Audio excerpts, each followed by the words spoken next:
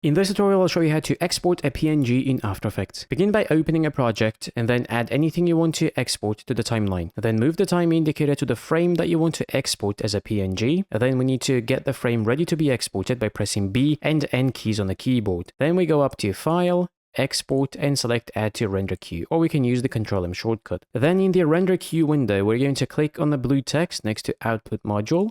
Then expand the format dropdown and select PNG sequence. Now, PNG format supports alpha channel. That means if the background of your composition is transparent, the PNG that you export can also have a transparent background. So if you need the transparency option to be active, make sure in the channels you select RGB plus alpha setting. This is ideal for exporting logos or objects separated on a transparent background. Then we click OK. Then click on the blue text next to Output 2 to select the output folder. Give this a name. Then click Save. And then click Render. Then open the folder you've specified, and there you'll find your newly exported PNG.